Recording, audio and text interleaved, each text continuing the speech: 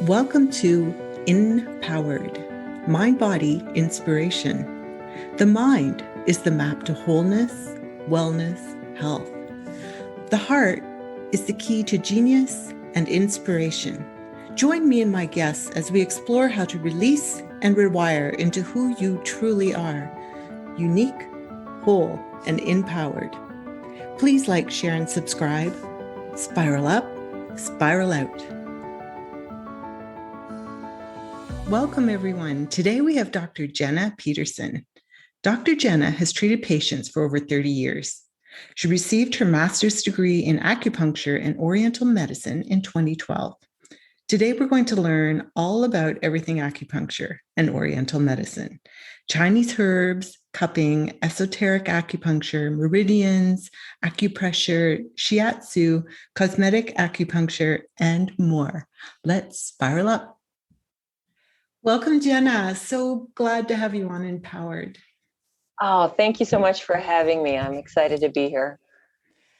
So let's start with this incredible story of how you chose to do acupuncture through the message of a dying patient. It's just so beautiful. Oh, thank you. Yeah. It's sort of one of those things where it can be very emotional for me to remember. And so the telling and the retelling of it over the years has really helped me kind of get my hands around it in a different way. It seems every time I tell it, it seems to, like kind of just sink in a little bit deeper, which is a beautiful thing. So it was probably 2005, 2006, and I was living and working in the Boston area. And prior to that time, somebody had asked me as a personal favor to go to their best friend's mother's house and do Shiatsu and Meridian therapy. So just no needles, but to do pain cessation and palliative care and additional care for their mother, for their best friend's mom. And from that, the hospice nurses got my name, and it kind of grew into this thing. So catching back up to like 2006, I had a patient who was not much older than me, and she had been battling cancer for about 6 years. And the first time I ever walked into her home to see her as a client, it really shook me because she had two little boys who were 8 and 6, and they were looking at me like, maybe you're the one that's going to fix our mom. And the hospice nurses were so kind and so attentive. And I, met Malka, and I gave her a treatment. And I remember leaving the house, and I could just sort of tell by the way the hospice nurses were regarding me and talking to me and trying to get reassurance from me that a lot of people had kind of come in, and that a lot of people can come through hospice, and it's a lot, it's overwhelming, and they go away. They can't come back and keep handling that case. So I could kind of got that feeling like they're thinking I'm gonna not come back again. And so they were pretty darn close to right. I kind of walked out the door, and I remember thinking, be strong, be strong, be strong. No, best facial affect, be strong. And I walked across the street, and I was waiting to get out of sight of the house, and I just burst into tears. It just absolutely shook me to see a woman who was so close to my own age. And I knew it was a palliative care case, and I knew that she had been given it was hospice. So she really had 2 to 3 months. And to make matters worse, it was raining, and I was so shaken and sobbing so hard, I couldn't get the key in the lock of my car immediately. And I'm just getting drenched in this rain, and I'm crying, and I don't care because I'm just so shook. And then I get in the car, and I sit down, and I get out my phone, and I just start calling all the practitioners I know and leaving voicemails and just waiting for someone to call me back because I was shaking too hard to drive. And I remember the message I was leaving, and the question I was asking was, what do I have to do and who do I have to become so I can keep going back to see this patient? I walked in and I wasn't that person yet. And I walked out and I knew I wasn't that person yet. And I just couldn't abandon this case. And so it wasn't a matter of, oh, tell me how I can tell them I can't do this. It was a matter of, how do I become this person? How do I give me the skills, show me some strength, tell me something so I can do this. And so I continued working with Malka, and in the end, we worked together for 8 months. So there was a team of us, and we were all working really hard to keep her going and keep her comfortable.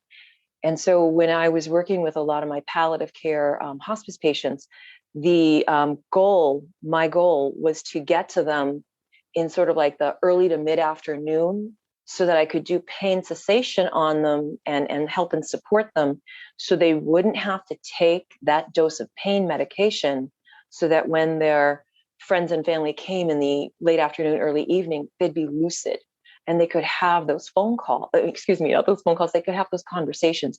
They could have those face-to-face times when, the clock's running down and there's only a couple more weeks or months to go. And so that was something that I didn't really get either. Like, I knew I was doing it. I knew it was a good thing, but then it stopped. Like, I hadn't kind of thought past that. And it took probably like 3 different instances of a nurse or family members, daughters, husbands pulling me aside and saying, thank you for what you're doing. When I get home, when I get off work and I get here, I can have conversations with my wife. I can have conversations with my mother. Like, these important interactions can take place. So here I'm working with Malka, and we're probably about, 4 months of working together. And she was kind of drifting in and out. And she'd asked me before, like, are you an acupuncturist? Are you sure? My insurance covers it. I can have you in more often. And I was like, no. And it takes a long time to become an acupuncture physician. So it wasn't something I could like, wait, let me take a weekend course and come on back for you, hun. So she was kind of in between. She was kind of in between like being awake and dozing off while I was doing my treatment on her. Her eyes fluttered open and I said, oh, am I hurting you? And she said, no, you just need to become an acupuncturist so you can help more of us. And that was the second time that she just shook me to my core, because I really felt like this was a message coming through her. Like, she was well steeped that I was not an acupuncturist, and she wasn't asking me to become one. She was, something was, where she, it was like, my life was great. I was teaching Pilates. I had a Pilates business. I was doing massage. I was like the go-to massage therapist for triathletes, cyclists, marathoners, yoga instructors. I was on the top of the call list for a lot of concierges in the greater Boston area. My life was cute with a little bow on top. And here comes this message shaking me in my core that I have to uproot. It's not like, great, congratulations, hun. Next, this is the next thing for you. And I didn't want to hear it. I didn't want to do it. I liked my little life. I liked it where it was. I was on a plateau, but it was a comfortable plateau. I was making money. But what happened next is I decided to ignore that message. And probably within 4 to 6 months, I was in a funk, and I thought it was a depression. It felt and smelt and looked a lot like a depression, but it wasn't. I was like, what is this? This is just not like, it was like everything was just tough. My pretty little life that was going along on like well-greased rails just started to slowly calcify, and that plateau wasn't satisfying anymore. And just a lot, it just was kind of like this, like shoot, like just like someone pulled the plug, and it just kind of came to this slow halt in a sense. And I I felt like nowhere I pushed was working anymore. Nowhere I tried anything was working anymore. And like a very, like someone who takes care of themselves, I got a therapist, I got a counselor, because I was like, okay, I need help. What's going on inside and what's going on outside doesn't match, and it isn't working. So I need a professional to help me see my blind spots. What's wrong? What's not working anymore? And after probably about another 4 to 6 months in, the story came up. The story about my client telling me, you have to become an acupuncturist so you can help more of us. And like the shock of that, again, I started weeping in my therapist's office, because it was the shock of somebody who doesn't have long left on this earth calling me out, telling me that I had a bigger role to play in this world, and that I needed to step away from my pretty little life with a little bow on top and step up and do the hard thing. And once I figured that out, I was like, whoa. It was like this fog started to roll back in my mind, and in my, like this metaphysical fog started to roll back. And I remember leaving that appointment, and I went home, opened up my laptop, and just started searching for acupuncture colleges around the nation. And it was like just layer upon layer upon layer of that funk and that depression and that fog just rolled away. And it was just like, oh, the universe gave me a message through a dying person that I, in my hubris and fear, chose to shove away. And the hurt, the fear and hurt of getting such an important message, so scary, that got shoved away too. It was like, no, tamp it down. And when I turned and I looked at that, and I started to actually take action on that directive, here comes the sun. Yeah. And from discovering that to me actually enrolling in an acupuncture college was 6 to 8 months. Yeah. It was like, nope, here we go. Yeah. Pull out all the stops, sell your furniture, move to another part of the country, figure it out. Yeah. Right. And it's no small study, is it? No. Okay. So here's something about some acupuncture programs that people may not know, that a lot of them are designed to be done double or triple time. They're taught at the master's education level. And so that master's level, for those of you who've ever gone to master's, you're taking like anywhere from 3, which is one class, 3 college, like 3 credits, to 6, maybe 9 credits. That's 9 credits is considered full load. And in undergrad, 12 is considered full load, and then you can stack more on top of that. My program was designed to be done almost double or triple time, where you go to, the idea was a day of, and there's a lot of other programs that are stacked that way, where you're going to school full time. And by full time, like classes start at 9:30 in the morning and go till 9:30, 10 o'clock at night. And you're doing that 4 days a week. Your classes on Friday go from 9:30 to 5:30, 6 at night. And then sometimes there's a weekend workshop that you're doing, because that's the only place they can fit it in. So in the end, my education on paper was about 3,700 hours and change, like 3,700 something hours and change. And if it were done at a normal pace, it would have been about 6 to 6.5 years. Also, one of the program I chose, AOMA, Graduate School of Integrative Medicine down in Austin, Texas. Woohoo! If I had their clinic rotations the clinic rotations are 3 hours, but you only get credit for 50% of those hours. So when I go back and I look at like how many clinic hours I did in rotation, I think that brings it up almost to 5,000 hours of education and clinical rotation, all kind of crammed together. So I think some people don't realize that. They think that it's not at a graduate level, that it's like becoming a massage therapist, which is like an 8-month program, or that it's some people liken us to chiropractors where, it's an additional 4 years.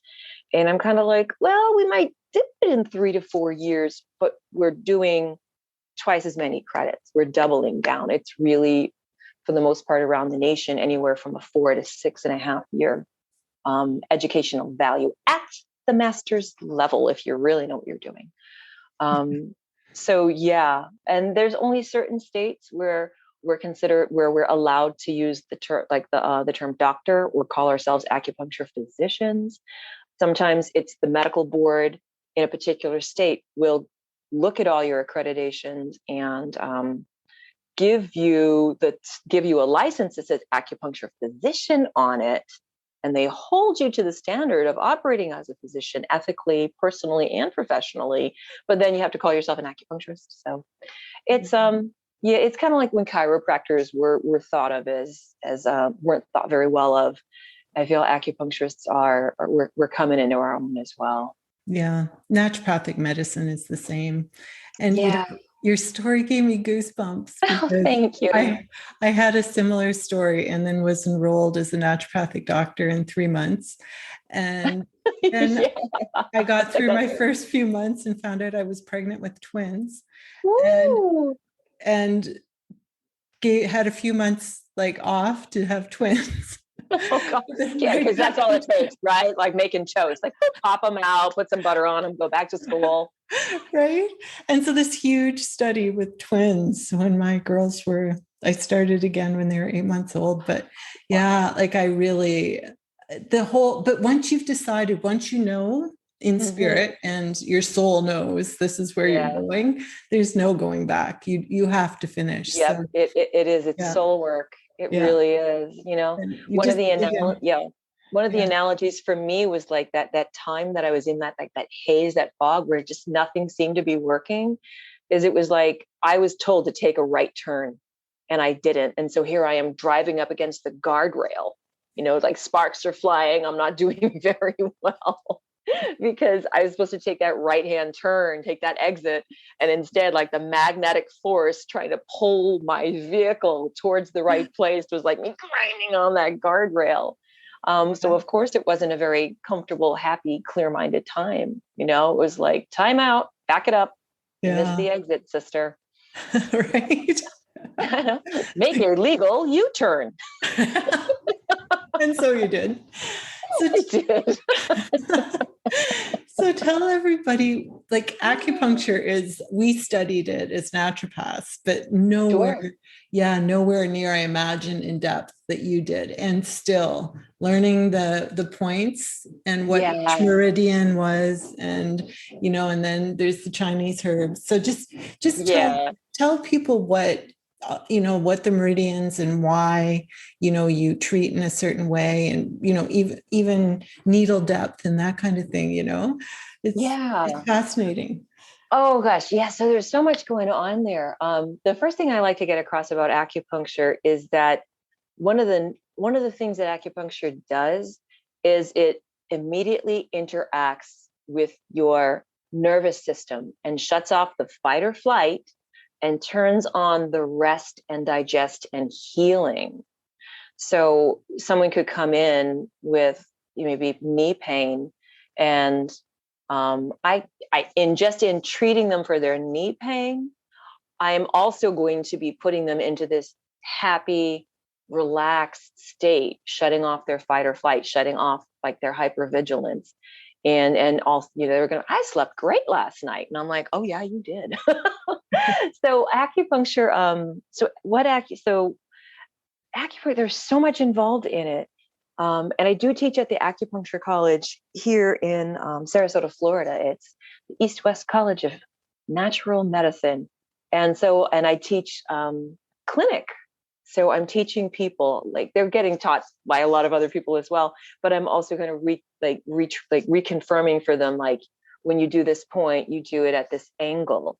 A lot of what we do as far as needle location is we want to make sure that we have a very, very astute understanding of the muscles, tendons, blood vessels, bones, tissues that are happening underneath the skin, so that when we insert a needle, we're not hitting any of those things and causing the person pain or bruising.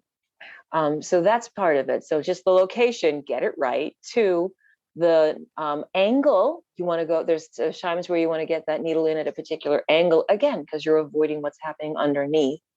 And then another part is the needle depth.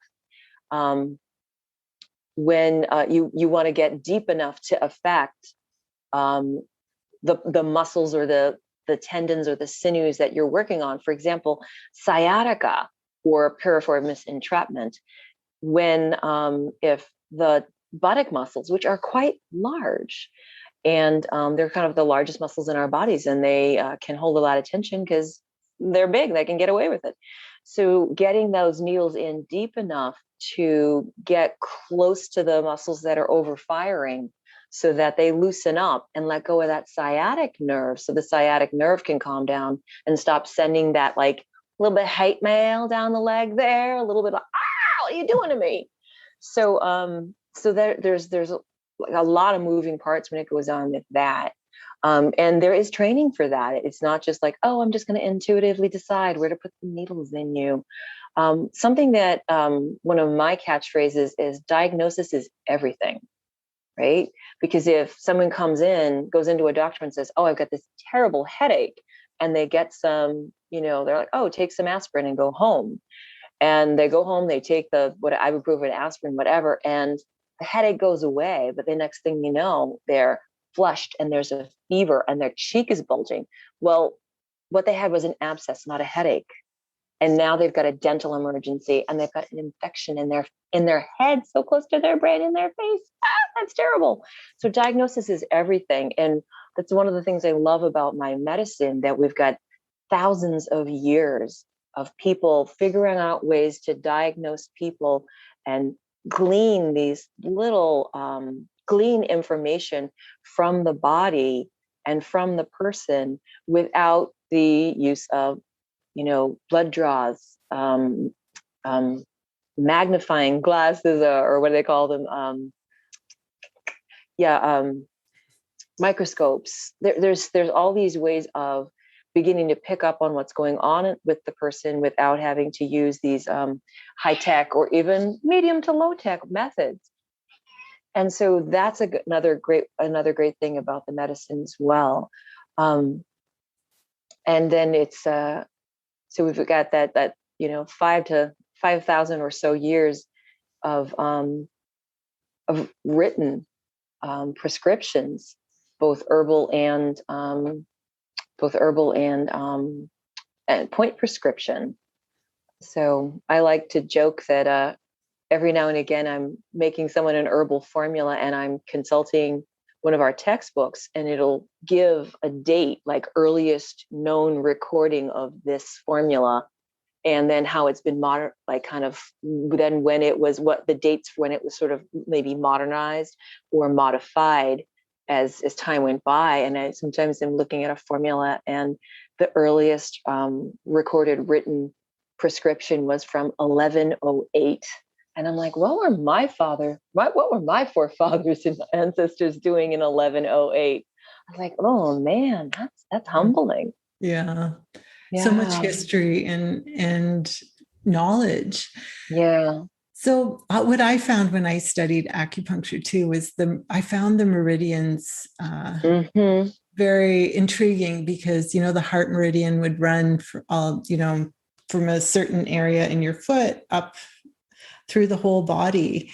And that's something that people don't realize, and how many points there are connected to these tiny chakras that exist all over our bodies.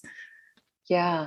So because I went to Shiatsu school before I went to acupuncture college, I got a really intimate understanding of the different meridians of the body from a hands-on perspective. We're using, hand, finger, thumb pressure, other, forearm. We're using different parts of our body to feel these meridians and to diagnose the person.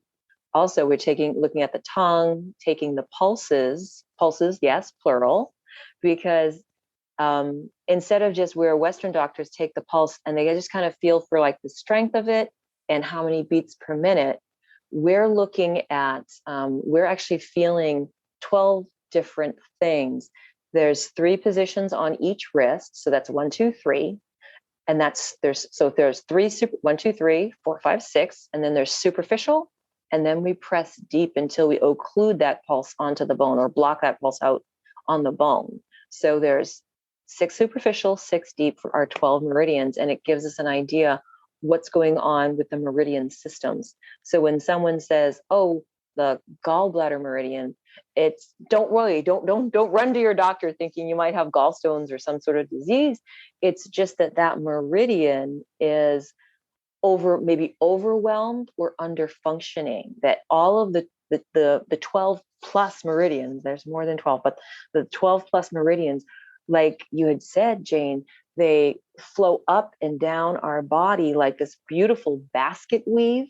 And where one meridian finishes, it sort of hands its energy over to another meridian, and then it flows back up and through there. So if you could imagine if there was a snag or there was a holdup somewhere in this whole system, that downline from that blockage, there's going to be, so the blockage is sort of like too much energy in one meridian. And then downline from that, these other meridians are going thirsty. They're not getting their energetic, their energetic handoffs. They're not getting their flow. So yeah, the meridians are fascinating in and of themselves. A lot of the meridians overlap dermatomes as we understand them in the body. A lot of them don't. And then there's a lot of acupuncture points that are over nerve bundles. They're over major junctions of veins or arteries. And so while we're not needling into those bundles of arteries or nerves, we are getting close enough to get their attention. And then from that, the body goes, oh, so sorry. We're being a little greedy over here. Let's flow that energy around. Let's release that blood around. Oh, let's not be so cranky on those nerves and let those nerves relax and not get so fried because our muscles are tight on them. So there's a lot of overlap. It seems like it's the chi, the energy flow, but there's a lot of anatomy and physiology. There's a lot of what I like to call gristle, like real anatomy, physiology. There's a lot of reasons why science, there's a way that acupuncture has been made non-scientific. It's like this magical thing. No, it's not. It's a technology. The same way astronomy and astrology are technologies. So we have this, like I said, 5,000-year-old technology that for that amount of time, people have been combing through it and making sense of it and figuring out what it means in more modern language, just kind of updating it. And then also people are taking other things and creating new forms or using it off, kind of like off label. They're finding ways to use acupuncture in a way off label. And 2 of my favorite sort of, I guess you could call them kind of, I don't know about off label, but 2 of my favorite forms that are not about pain, in physical pain in particular, are both cosmetic acupuncture and what's also called esoteric acupuncture. And that was esoteric acupuncture was downloaded and received by Mikio Senki. And just go look up his website. He goes deep. He's a very spiritual guy. But let me keep going with the esoteric acupuncture. what I love about it is that it flips the cake, I say, where if someone has knee pain, then mentally they're going to be really distracted in managing themselves emotionally because of the knee pain, which is going to then impact kind of their spiritual side or their spiritual development, their peace of mind. Where esoteric acupuncture flips the cake, where we're looking at the etheric bodies, we're looking at the chakras. Esoteric acupuncture was created or given to us to help people with their spiritual development and their spiritual alignment, so that by treating the spirit, the mind is free and calm, and then the body also becomes pain-free, free and calm. Yeah, that's amazing. Because I, as a homeopath, I see the body as a mirror of what's going on in the mind, which then the mind affects the spiritual body. So how do you choose with etheric acupuncture? What do you treat? Do you treat with points, or with the esoteric acupuncture has very specific prescriptions, and that's something that you would Mikio Senki has several books that he's published, and he also does workshops. He teaches and trains people. And so that, of course, has been put on pause by the big pause, right? Mm-hmm. The big pause of 2020 and 2021. And so that's it's point prescription, meaning that there's sets of points. Oh, and this is what's really cool. It's based on sacred geometry. So these sets of points are they're focused around, and this is just in brief, there's so much more. They're focused around the different chakras, or the whole body are going to have patterns for them. And some of the patterns are to, in a sense, pull out or they're sort of for correction. And then other patterns are for what they call installations or installing. So it's the idea of, if you were to put it, align it up with something like hypnotherapy, it's sort of like pulling out the negative associations and those negative messages and putting them away, and then installing the positive directives and the positive emotions or thought patterns. And it's the same thing. It's the same kind of concept. I'm sure there's just so much more there. Yeah. But, because our body holds the message, or it holds the energy of whatever's going on in our mind. So to release it, you're doing it through acupuncture points. I do it through a homeopathic remedy. You do it through a point. Yeah. It is. And just the beauty, but with homeopathic remedies and also with acupuncture, to watch that roll through the body, watch that roll through the body of the person that you're treating, and they come out the other side and they're shinier and they're relieved, and you can just see it happen. Something that I really ascribe to, I've been saying it for decades, is it didn't just happen to your words. That trauma, negative impact doesn't just happen to your words. You can't talk your way out of it. I'm a proponent of therapy. I'm a proponent of counseling and coaching, and right. That's a great way to start to get a handle on it with your words and maybe with also your emotions. But it didn't happen to just your words, your emotions. It happened to every fiber of you. That trauma got in there, got stored there that way. And so I was part of a somatic learning community for about 10 years. And that was really impactful for me as well. So if there's anyone listening who is working to overcome emotional trauma, or a trauma that happened to you in your life, please, if you haven't yet added in some kind of physical stuff, whether it's yoga therapy, whatever it is, some kind of body movement or physical body treatment for yourself, please consider it. Please find a form or modality that works for you. And now with the miracle of things like Zoom and Google Meet, you can access people who may not be right down the road from you. And be curious, be brave, because you never know what you can find. And, that is something that just seems Sometimes it's hard for us to let go of our trauma. I've worked with a lot of people who've come through trauma, and I worked with a veteran a couple of years ago, and I gave him some treatment for his trauma, for his PTSD, and I effectively shut off his hypervigilance. And he felt good. He felt really good. And he was happy, and he left, and he slept like a baby. And he woke up the next day and he felt good. He felt happy. He felt real good. And he even took a nap because he could take a nap, and he'd never taken a nap in a long, long time. And then nighttime came and he went to sleep, and he fell asleep, and he slept really good, and he didn't have any night terrors. And he woke up the next day and he was weirded out. And he called me and he's like, I feel really weird. I'm like, okay, I'm afraid. I'm like, oh no, is like, there's some suicidal ideation coming up. Like, how do I, like, I've got to make sure this person doesn't harm themselves. I want to make sure this person's okay. You know, like, does he have a bruise? What's wrong?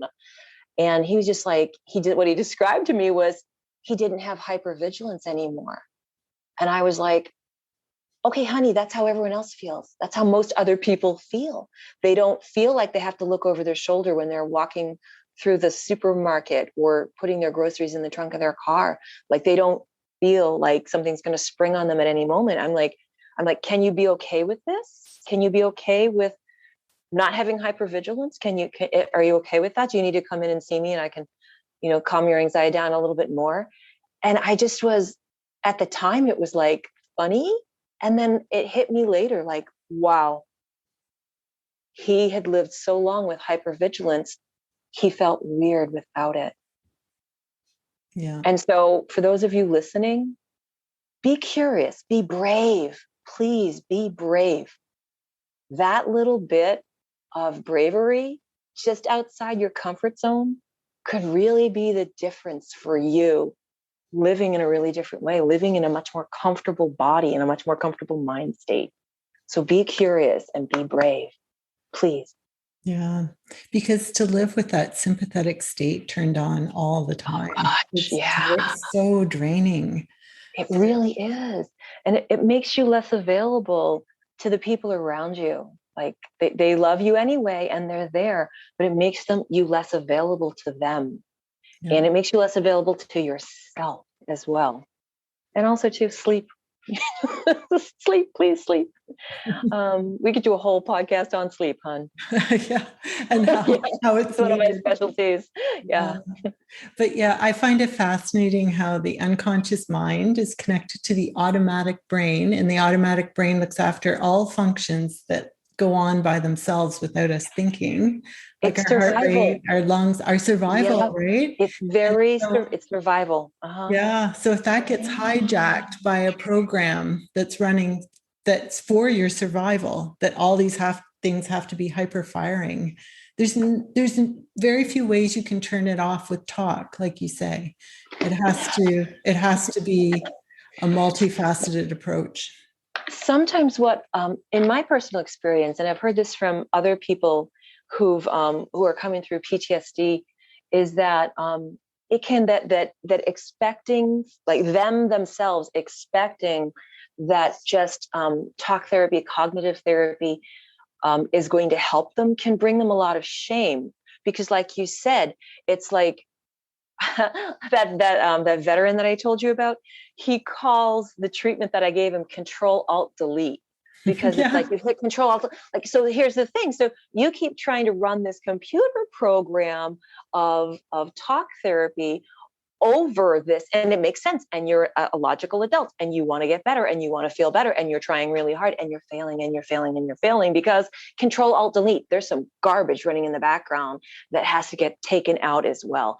And like I said, acupuncture, a trained acupuncture physician can help you with that. There's other people, other modalities that can help you with that.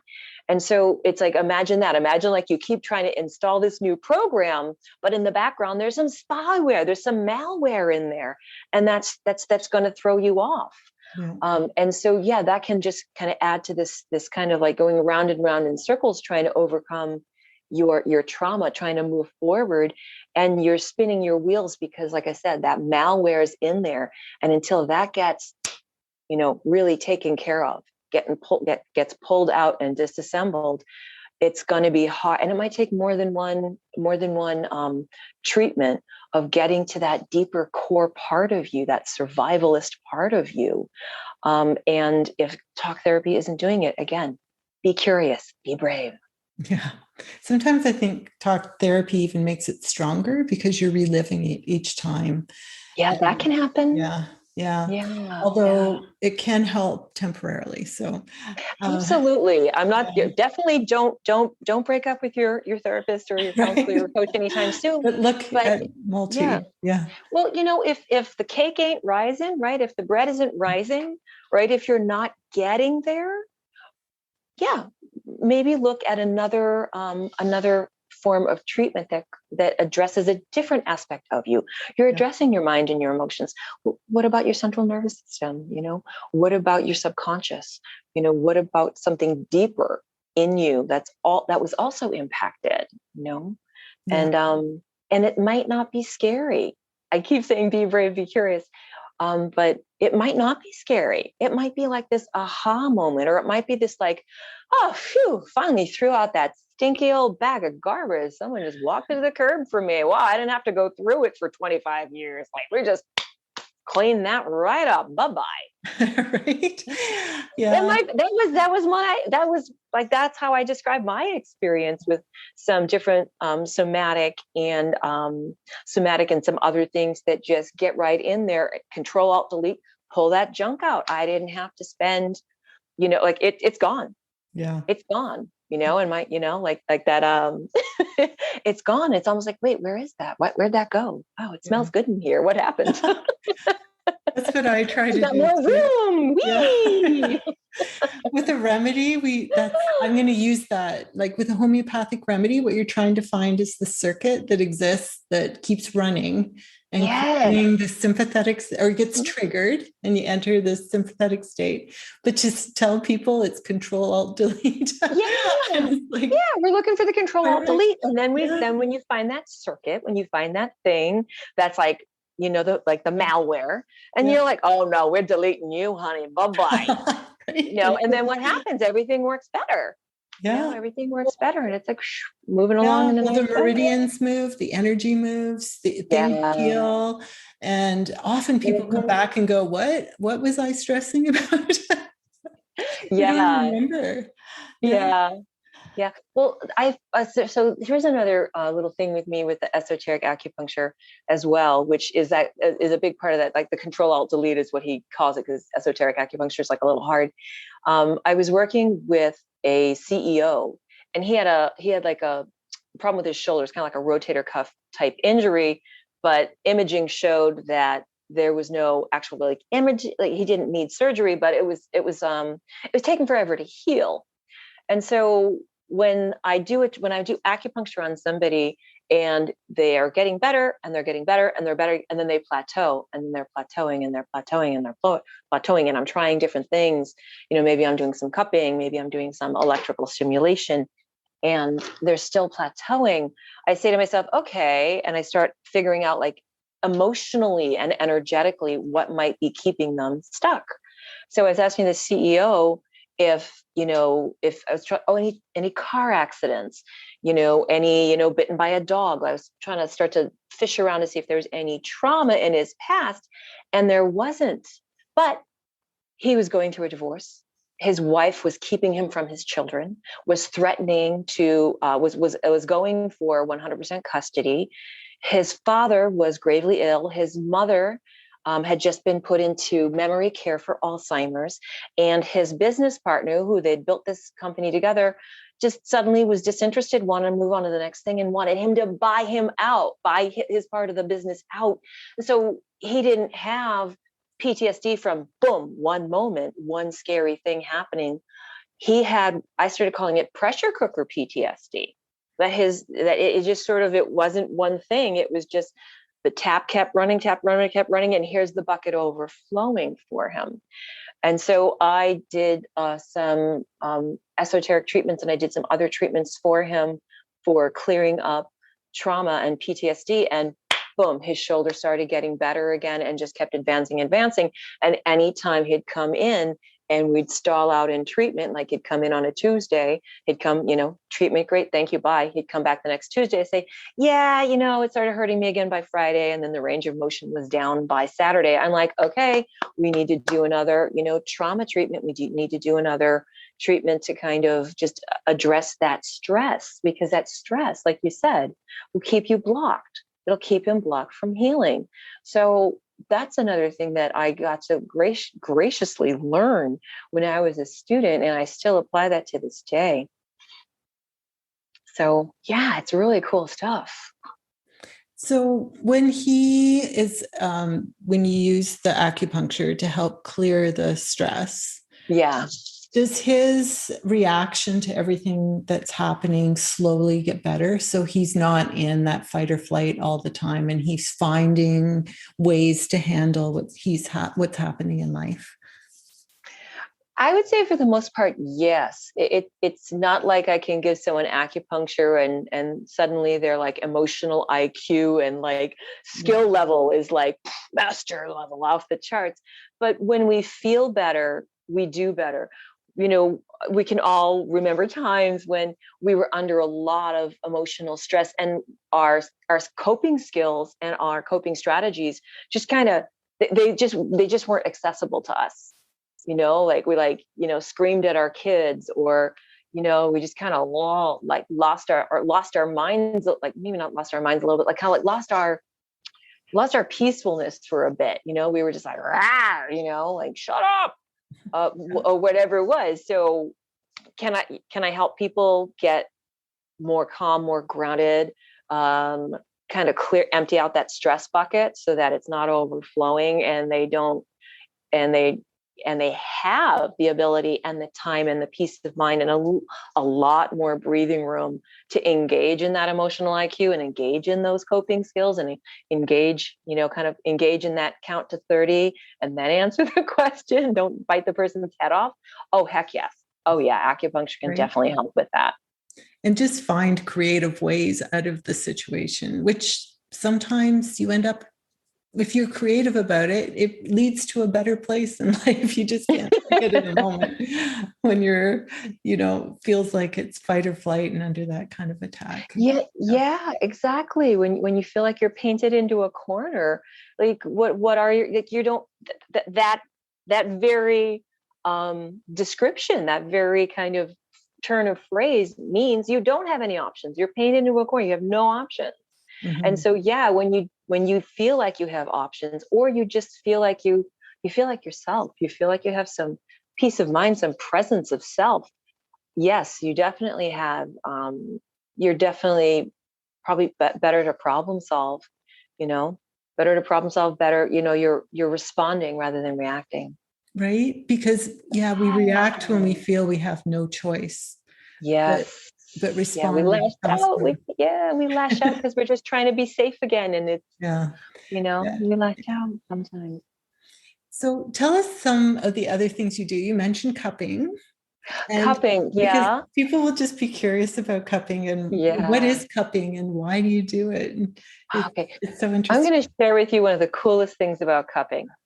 One of the coolest things about cupping is that where our body has kind of like a stop point, like say if you for those of you who've ever gotten a massage and there's a point where someone can like dig into that tight muscle in your shoulder, maybe even, whatever. And there's a point where like, you're like, stop, that hurts too much, or it's just not going to do any better.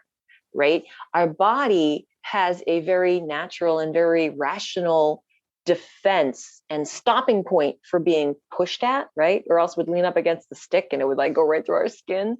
So it has a natural defense for being pushed at. It does not have a natural defense, or the same natural defense, for being suctioned at.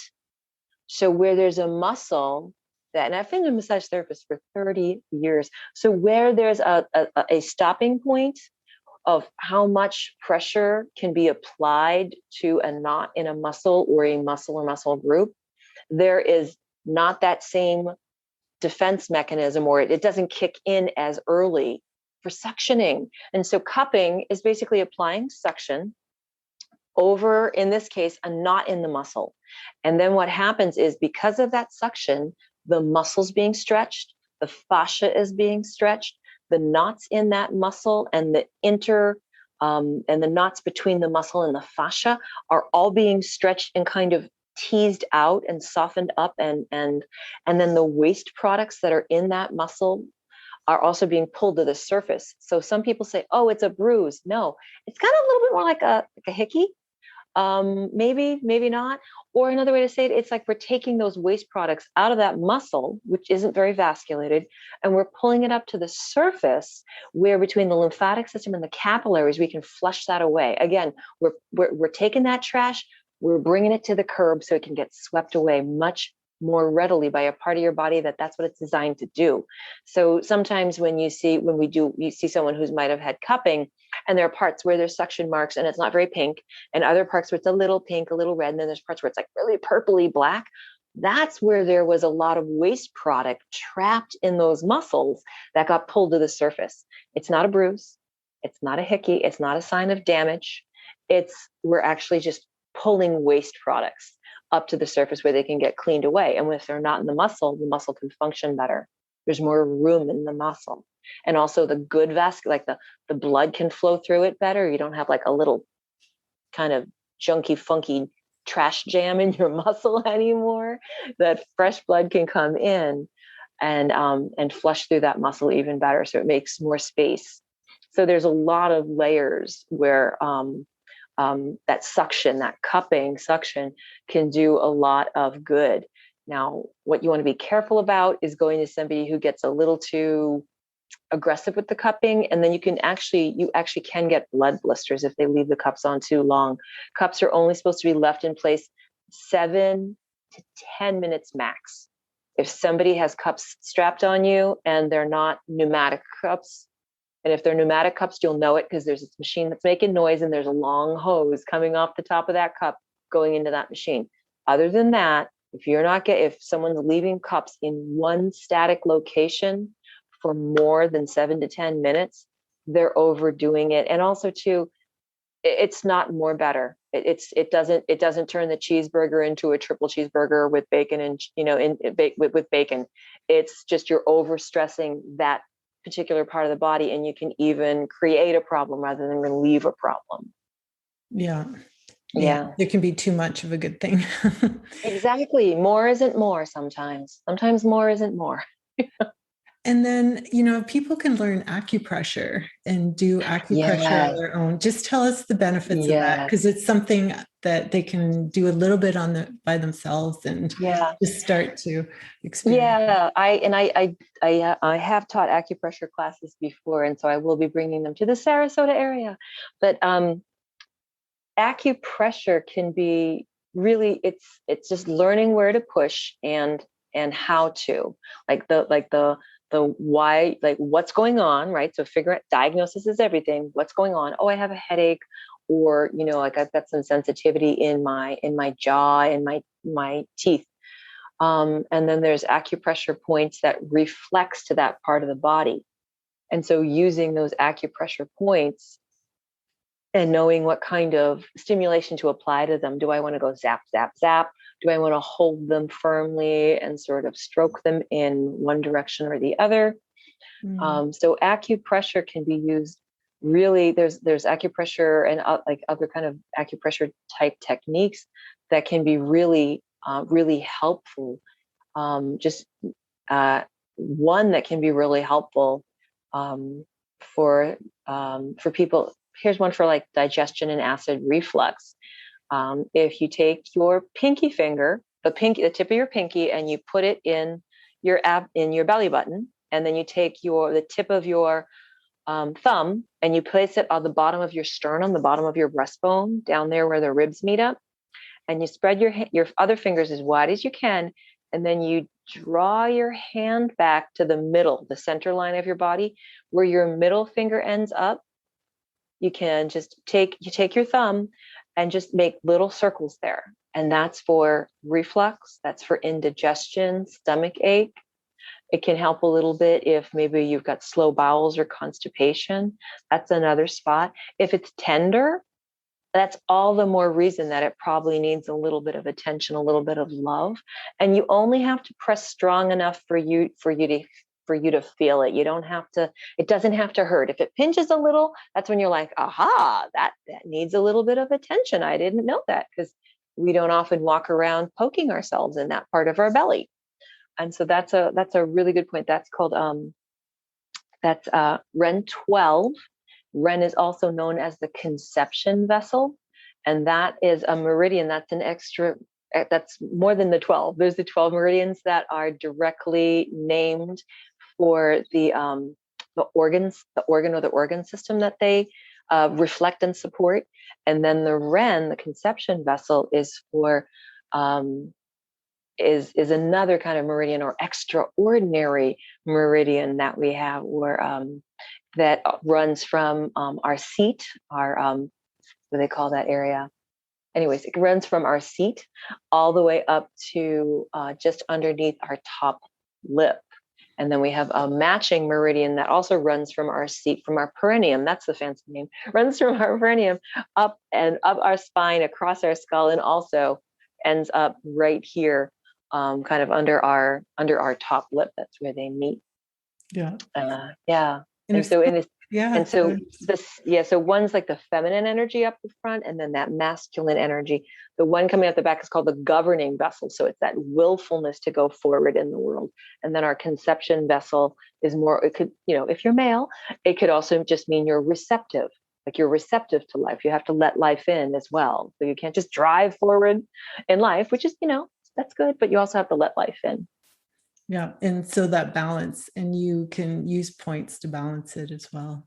Absolutely. Yeah. So that's a point that is, when you think of it, anatomically speaking, that point, that Ren 12 point that I directed you to, is right over, it's actually over the bottom of your stomach. Our stomach kind of is like a little pouch, that kind of, a little J-shaped pouch that kind of starts on the right, curves to the left. And you're hitting like kind of like the bottom of that, and kind of giving it like a little massage, a little tickle, to help it kind of help with gastroparesis. So yes, if people have slow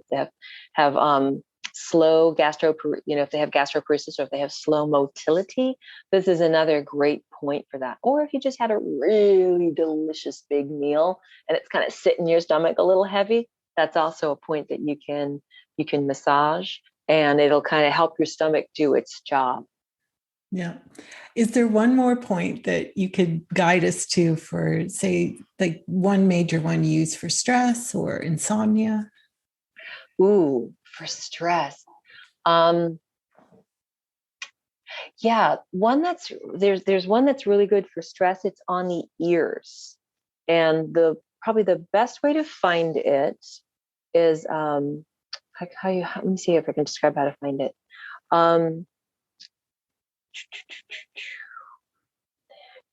If you start down by your earlobe, and there's that little tragus, there's that little triangle, right? Tragus, triangle. And then you find that high part of the cup of your ear, and you follow it all the way up, and then boom, you land in this other little cup on the top. Yeah. You can just hold that point there and imagine that a little electrical zap is coming out of each of your index fingers, and that they're meeting in the middle. That point underneath your finger there is the point called Shen Men. And what Shen Men means is, means Shen in Chinese medicine means our spirit, our mind. And then Men means kind of peaceful, or to calm. So that's a Shen Men as well. And then if that seems like that's a little hard to remember or find, you can also just go to the very tips of your ears, the apex of the ear, and you can just pinch those.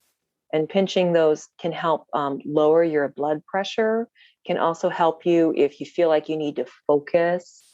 If you need to kind of wake up a little bit more, and maybe there's not a convenient coffee shop nearby to drive through, you can pinch that a little bit and get a little bit of like I said, kind of like it will both calm you, but it'll also kind of bring you back to like a better focus, a better mental attention.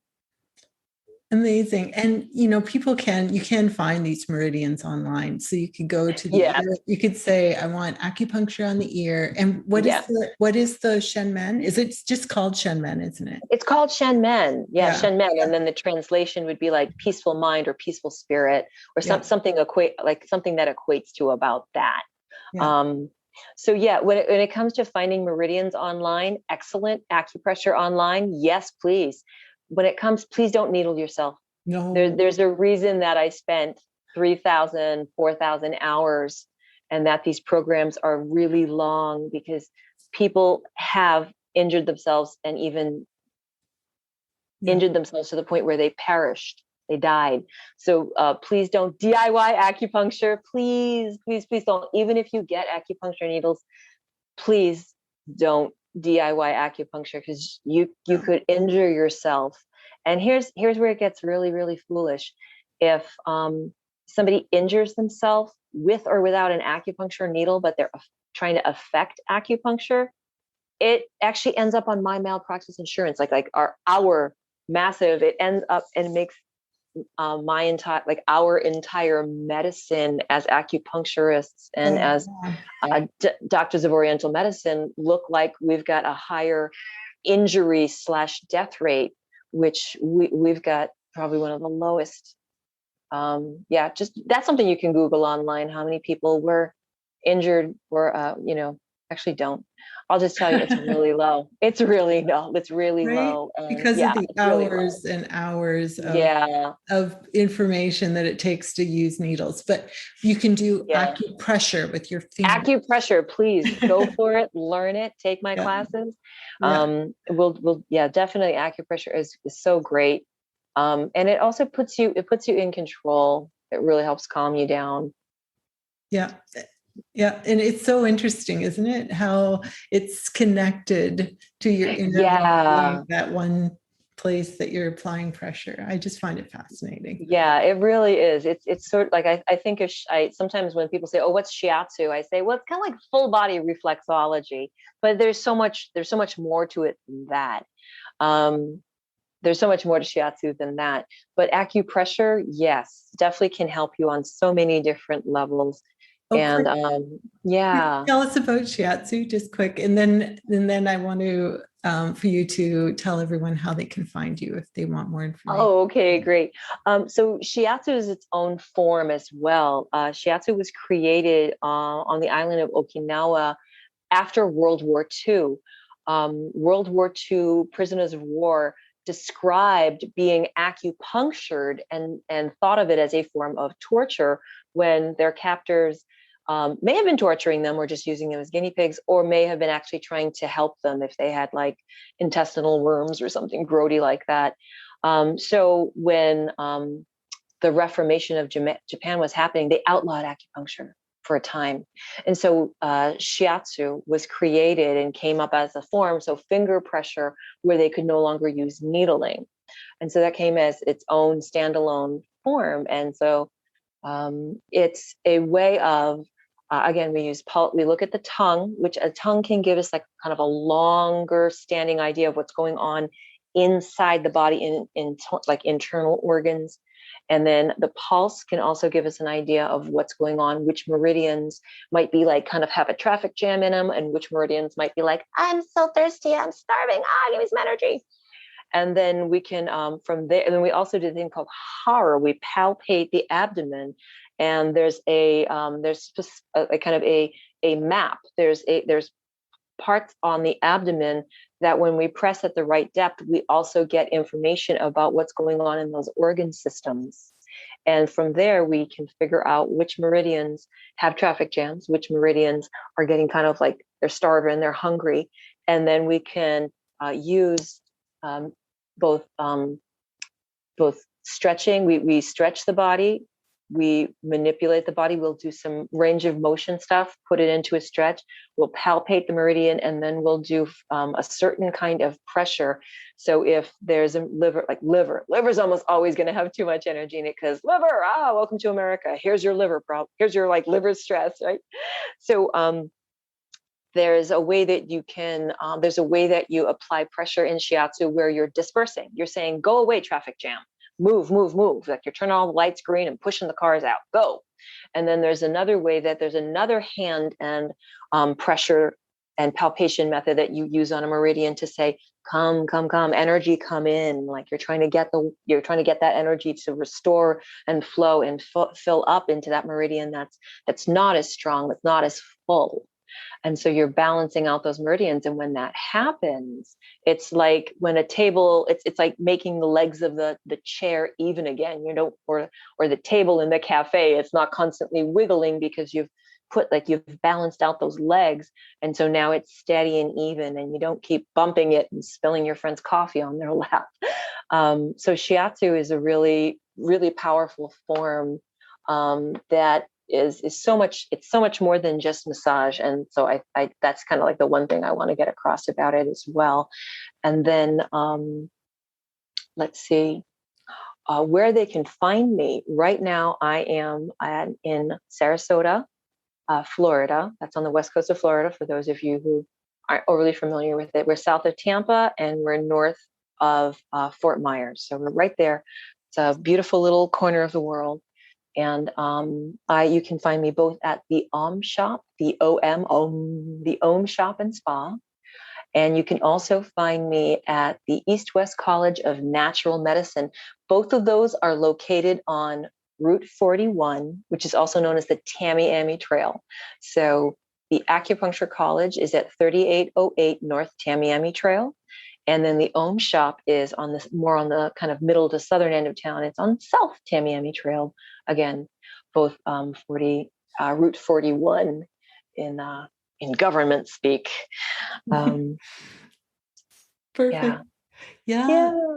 And, thank you so much. Yes, you wanted to add and you can also find my website, drjennapeterson.com. And you can find me on YouTube, Dr. Jenna Peterson, Facebook, Dr. Jenna Peterson, AP, acupuncture physician, red-haired person. So make sure it's a smiling red-haired person and it's not someone else. Because there's more than one Jenna Peterson. I was a little miffed. I was like, hey, you imposters, get away. So take a look. You can find me there. And then I think on Twitter, I think my handle is Dr. Jenna Sent Me, because often I refer people to different things and I'm like, oh, tell them Dr. Jenna sent you. So it's kind of like my way of spreading love in my community and for people. Beautiful. And I'll put those links in the show notes. I appreciate that. I'm going to make sure that they're there for you. Thank you so much. That was so informative. And thank you. And I learned so much. I didn't cry once. I didn't. And, somebody out there is going to either, lots will try acupuncture, but maybe someone will decide to take it up and study it. Maybe if that's the case, please feel free to email me if you have questions about like, should I become an acupuncturist? How do I know? I didn't have somebody tell me, tell me to do it. But if you have questions about that, or if you have questions about acupuncture, like, will it help this? Will it help that?